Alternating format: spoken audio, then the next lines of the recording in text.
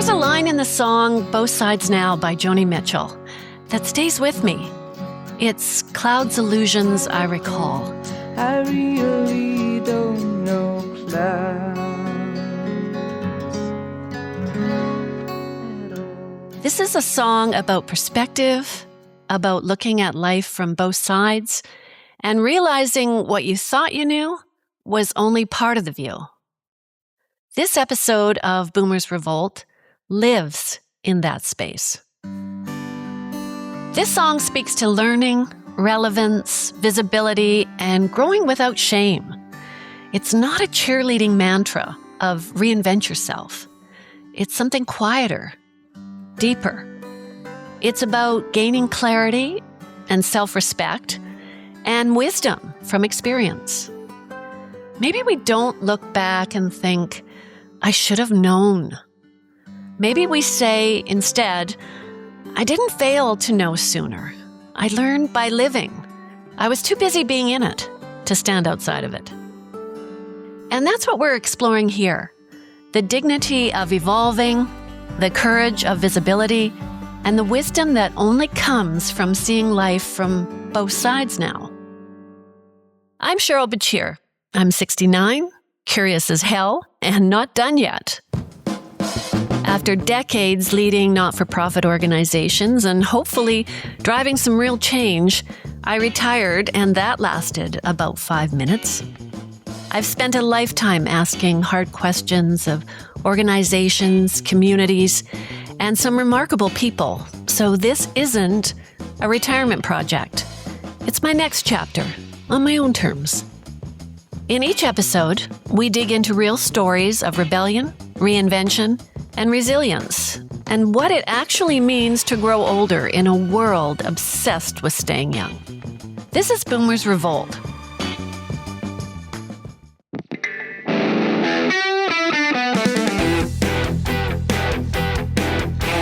Today I'm talking with Sandy Morton. She's a woman who built her career in the high-stakes world of securities law, and she was the primary breadwinner of her household. She played hard, loved hard, and sometimes learned the hard way, like all of us. That identity is more layered than we think, because sometimes you have to live it before you can see it from both sides. Tell me about Sandy. It's interesting because at a very young age, I quit high school. And I quit high school because I was not enjoying it and started to be stupid. And I got called into the principal office and we had a conversation and they said to me, you should quit. School's not doing you any good.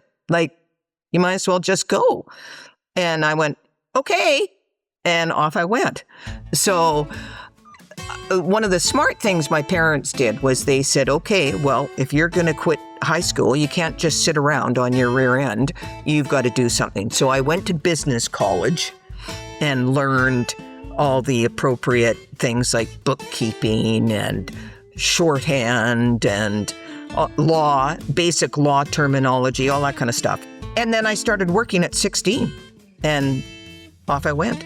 Which really gave you no choice but to go full steam ahead. I mean, you built this professional career for yourself, but it wasn't an easy road. You were in a very male-dominated industry. How were you able to hang in there? I quit once, and after about 3.5 years, I quit because of harassment, and I was underpaid. I'm not putting up with certain things because in those days, harassment was commonplace. People would poke and prod and say things. And I think it was a really great thing I did for myself quitting. And then I came back and the rest is history. And, I was there for almost 40 years. With everything you've lived through and learned along the way, do you think you're braver now or when you were younger? I think there's part of me that always was brave. Otherwise, I wouldn't have been able to do a lot of the things that I did. But saying that, life's short. You do get things thrown at you and you go, okay, well, that's not nearly as important as I thought it was. Or, why not? What am I going to do? Fall on my face? Well, okay. I guess I did, so. And you got up And you're still here? Yeah. So, I'm way more open to it, I think, now than I used to be, which is I find interesting because I know a lot of people who are our age are the exact opposite. Well, I think they got to a point in their life where they're satisfied or, it is what it is. And why do I need to change? I don't know. I figure life is short, so why not?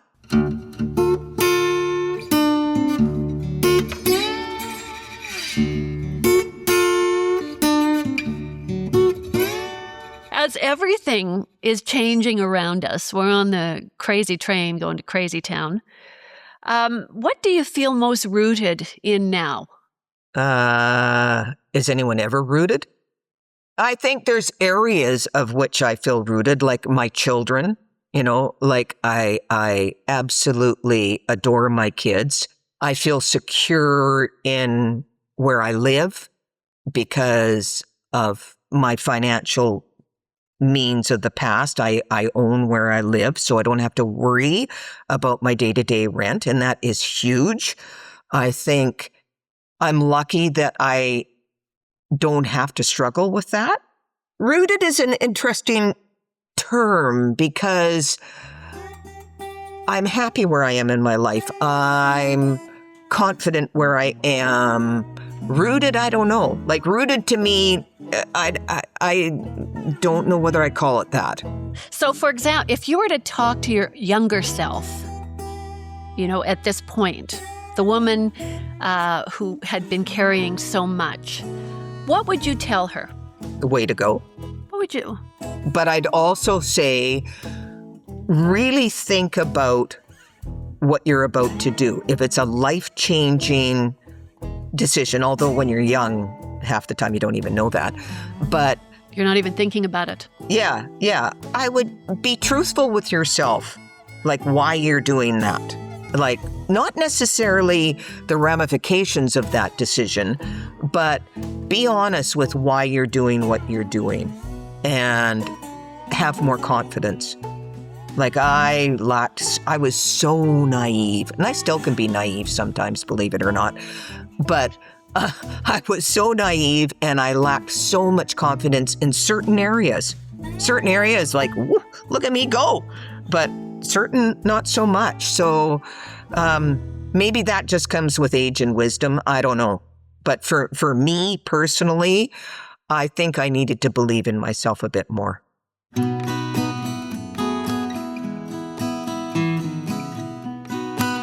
When we look back, I think it's easier to see those moments from both sides. It's like looking at the world as it was then, and now looking at the world as it is now. Sometimes I think what felt so cutting edge at the time can really start to look like strength or even wisdom. You went on to build a successful career, and you were the primary breadwinner in your household. That wasn't the usual story at the time. When you look back on that chapter of your life now, how do you see it? Well, he was in the film and television industry, which is never a constant income ever. And it was important for us to have, if possible, one of us at home with the kids. And the only way that was going to work was that if I worked. And so he could stay home. And because it was the nature of his work, he could. So that's how it started. Did it feel heavy for you taking on that major role? At times, I would say it probably did. But in the beginning, it was, if, that's how it's got to work. It was like not some brilliant decision. It was just that if we want one of us at home, this is how it has to be. As time got on, and where, again, the area that we lived in, and you're surrounded by professionals, my income wasn't a professional level, but nobody wanted for anything. You would not have been able to tell that I wasn't a professional. So, yes, it was a challenge financially for quite a number of years. You said you loved working in securities law. I did.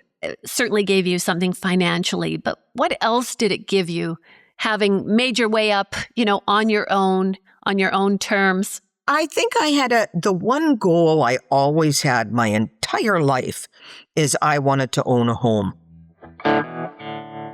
So I set out with that goal in mind. And why I was so lucky with my work is that the two fellows I worked for were total opposites of one another. One was he was a promoter. He was a lawyer, but he didn't practice law. The other one was one of the most humble people you'll ever meet in your life. And I felt, and I still say this, if you're lucky enough to meet one person like him in your life, oh my God. And he was it. It was such a treat. So I was very lucky that I had kind of both sides of the spectrum attached. And anyway, and we all got along and, we loved being together until it wasn't. Was there a moment when you thought in your career or along your path that if I'm not doing this anymore, who am I? Who would I be? Yes, I did go through various times when it was like, oh man, what if I hadn't made that decision? And I have very few regrets, but if I had to go back, I would have finished school and I would have perhaps seen what I was capable of. I think with me choosing that, I felt I didn't have the opportunity because I was concerned about surviving and providing for the family. And I mean, that sounds really serious, but it was a choice I made and it was great. I love my kids and, I didn't miss anything and blah, blah, blah. Right? When you look back, is there something you were striving for then that now you're no longer striving for? Well, I guess I'm confident in myself. Like I still, question, and I'm a huge worrier, but I think you get to a certain age, if also you're financially able, that I'm pretty proud of what I did. Like it wasn't common, which is why I brought up about leaving high school. Because I wasn't going to, because I've kept it hidden for so many years because people are judgmental and full stop. And like even up until probably 6 months ago, these people I've known for 3-4 years, I could see the look on their face when they found out and the subject was dropped, like bang, dropped. It's so courageous. I mean, it's so courageous and brave. This is courageous and brave. What does strength look like to you now? Confidence is a lot of it.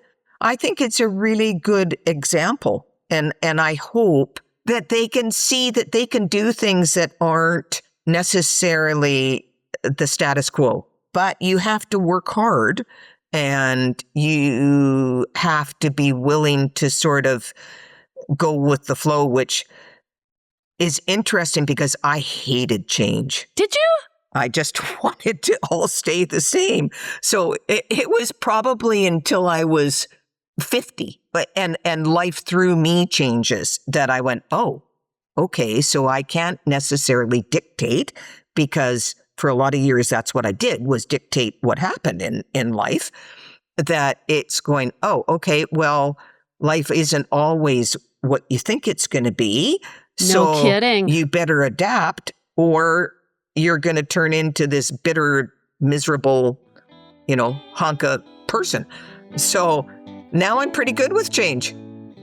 When we talk about seeing life from both sides now, I think relationships might be where that shows up the most. Many folks who married young are reassessing their relationships later in life. In fact, boomers now have the highest divorce rate of any generation. It's called gray divorce, and it's surged, tripling for those over 65 since the early 90s. You're part of that story, Sandy. When did it become clear to you that that was the path you needed to take? a lot of people, including my ex-husband, didn't fully understand why. Because in appearances, I had this wonderful marriage. You had the house and you had the dog and you had, I could do what I wanted. Softball was huge in my life, and I played on 2 or 3 teams at a time. So it wasn't understandable because on the surface, it all looked great. But I was unhappy for probably 10 years before I left. And I felt when I wanted to, I could not, because my responsibility was to my children. They were young teenagers, and I felt that if I left at that time, it would be a disaster. Now, whether that's true or not, who knows? But in my mind, forget it. And because I did have a good life in a way, like we didn't fight. It wasn't abusive. It was just like we were roommates. Yes. Right? Yeah. Growing in different directions. That's right. So it wasn't like it was this awful thing you hear about, all these people getting divorces because of, the bad reasons. But there was on my end of things, respect and honesty and integrity. I had lost those. So I didn't want to go through my whole life. Sure, I could have done it. And I think there's a lot of marriages out there where it's like that. But for me, that didn't work. So those were your non-negotiables, really, right? Yeah. In moving on. And then there was life events that also pushed me to finally do it, because my life was fine. It wasn't like it was terrible, but I got a few things thrown at me that anything that stands out that you want to share? Cancer. That'll do it. So, because I got a cancer diagnosis, which was, in the grand scheme of things, a baby cancer. But when I found out about it, I didn't know what was going to happen. Like, was I having chemo? Was I having radiation? Were parts of me going to be chopped off? I didn't know. But I felt I am not liking where I am in my life. So how fair is that? Like, what happens if I have to go through 6 months or a year and my husband has to look after me and then I go see you later? Well, that to me wasn't fair. So to me, I thought, okay, well, now's the time, because that wouldn't be fair to him to go through all that and then say, okay, by the way, I don't like you anymore. That was an incredibly thoughtful way you looked at your marriage. It wasn't just through the lens of how it ended, but through the lens of what was fair for both of you. Not everyone is able to step back and see a relationship that way. Looking back now, what did that experience teach you? I'm clearly not any good at it. But you know what? I think that the man I married was a very kind, smart person.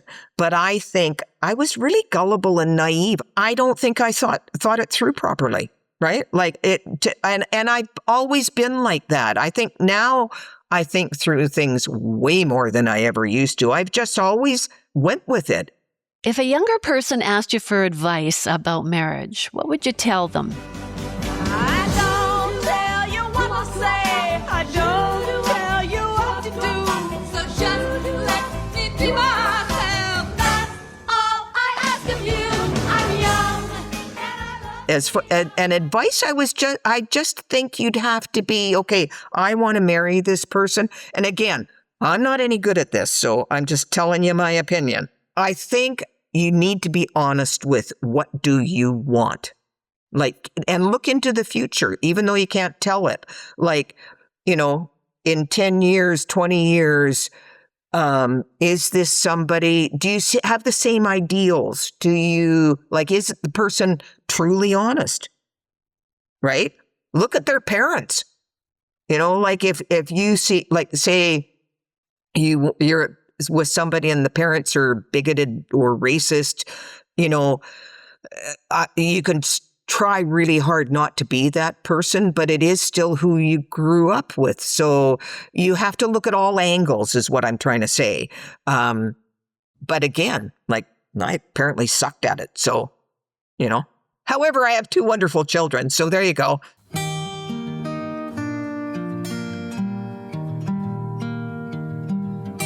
I think looking back is something that comes with age. Like looking back at our lives and finally seeing things from both sides. Maybe sometimes for the first time. Through all those chapters, sport was always part of the balance for you. Softball, in particular, was a big part of your life. I like sports, period, but softball was my baby. I was good. In I think it was grade 9, I was asked to play with the BC women's and all that kind of stuff. But I think in part, now this is something I was thinking about the last couple of days, which I probably never would have, but because one of the things I found being the income earner was a lot of the social stuff didn't take place. Because my husband was such that he was very happy to be home on his own. And because I was not around the typical women that stayed in home and looked after their children, that social part didn't exist. So because I am a very social person, softball, which I loved, also was my social outlet. I coached the kids and I coached teams. And then when I wasn't as happy at home, it was an escape. And I loved it. So it was easy. And I was pretty good at it. So it was an easy thing to do. And I only stopped at 60 because I was getting hurt. Bones were being broken. And my little tiny ego, which was apparently quite big, wouldn't. Yeah, it was. Apparently it was. I wouldn't allow myself to play my own age group because my ego said, nope. So I was playing with these 20 and 30-year-olds, which, you know, I was slow as a turtle. And, you know, as you get older, you move all your positions around to ones where the younger ones are better. So at 60, I just went, nope, I'm out. There you go. I did golf and pickleball. And you've won a couple awards in pickleball, haven't you? Ha! Well, the F-Bomb Award. I had the inaugural F-Bomb Award. I did. The first couple of years, I did nothing for about a year after I quit softball. It's sport-wise. And at that point, I'm on my own and blah, blah, blah. And I went, I am going to go out of my mind if I don't do something physical, because I like activity, even with not just sport. I just like being active. I was determined. The hard Sandy came out for a little while because I wanted to be the best that I could be, whatever that was going to be. Like I didn't expect, Olympic level. I just wanted to be whatever I could be the best at. And then that changed after a while, when my daughter got cancer about 3 years ago, and that really changed my perspective on life, let alone me having cancer. It was one of probably the worst moments of my life. But nonetheless, it changes that drive to things get put in perspective.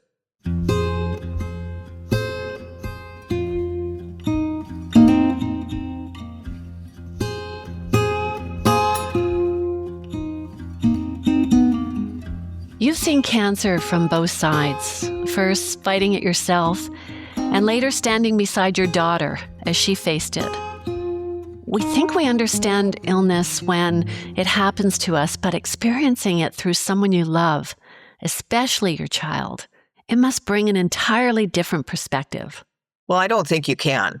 It was around Mother's Day about 3 years ago, and I will bring this up because it's important for the younger people to know this. that through COVID, she didn't have her regular testing, her pap tests and all that kind of stuff, but knew something wasn't quite right. And anyway, the end result was, sure enough, you've got cancer. And when she made that phone call to me, it was awful. It was one of the worst things I've ever experienced. It's not supposed to happen to them, but she came out of it wonderfully well.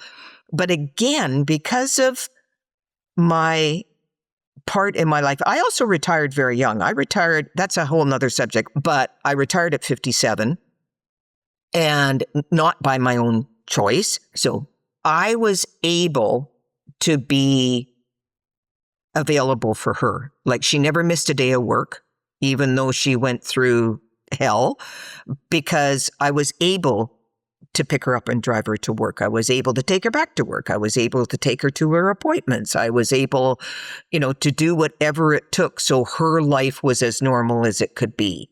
So I will be forever grateful and thankful that I was able to do that. For sure. Those are the ups and downs of life we go through.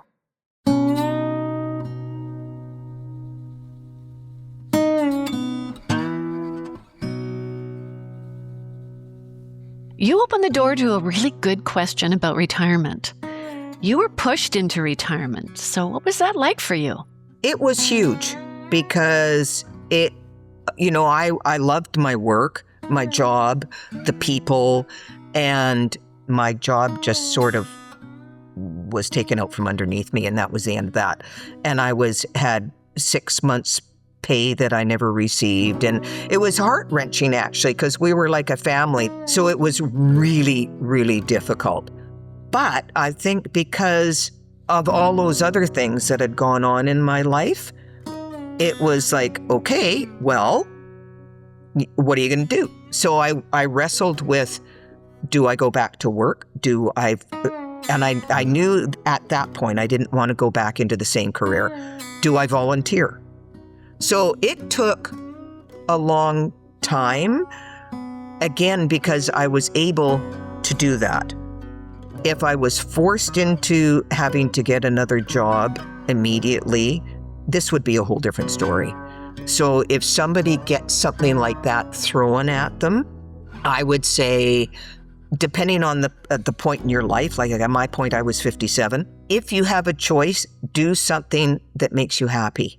Do something that's going to fulfill you in other ways. Sandy, every generation has a rebel, a villain, a disruptor. Who was Sandy? Oof. If I had to pick with those options you gave me, I would probably pick more of a rebel than a disruptor, because I don't know whether I was confident enough to be a disruptor. I don't think I've ever been maybe certain people might think I was a villain, but I don't really think so. I think I'm just who I am, right? Like, I'm out there. Life, you know what? Life, you should enjoy life. There's too many people that something goes wrong and they're depressed or they can't deal with things. Like, again, I go back to the integrity and the honesty. You can only do what you can do. And I firmly believe is people try their best. And like, I didn't get married hoping to get divorced. Like, somebody asked me that. Yeah. Somebody asked me that not that long ago, like within the last year, like, why would you leave a marriage after 30 years? And I went, I answered, but I also thought it was a dumb question. Those life experiences like marriage, kids, career, and divorce, sometimes they really help shape who we are. But when we look at the path we've traveled, it's hard not to feel some regret. Do you feel regret? There's very little regret. There's a couple of things I regret. What I would have done is I perhaps would have made some different choices. And now I feel that I never want to close the door to learning and experiencing things, which I think a lot of people our age They've gone, yeah, I've worked hard, or I've gone through life with its challenges. Now I'm happy where I am, and that's just great. And that is great. But I never want to get to a point where I'm not willing to learn from either the good or the bad or someone else. Absolutely. Thank you. It was awesome. You're welcome. You're awesome. As we close today, I'm thinking about what it means to see something from both sides. Don't abandon what you once believed. Don't feel shame about who you used to be. I think we should celebrate the fact that we're living our way into understanding. Having perspective isn't proof that you were wrong. It's proof that you stayed in the game long enough to learn. Like the song suggests, we don't outgrow ourselves. We expand. We hold wonder and we hold disillusionment. There's the certainty and there's the questions. There's a version of us we didn't know yet, and the version of us who knows a little more now. Maybe wisdom isn't about having it all figured out. Maybe it's about being able to say, I've seen this from both sides now, and I'm still here. Still learning, still loving, still becoming. This is Boomers Revolt. I'm Cheryl Becir. Until next time, keep growing. Not because you were flawed, but because you're alive. Thanks for listening.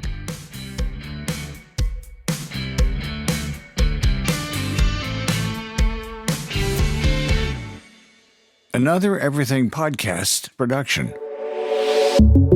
Visit everythingpodcast.com, a division of Pattison Media. Subscribe wherever you get your podcast.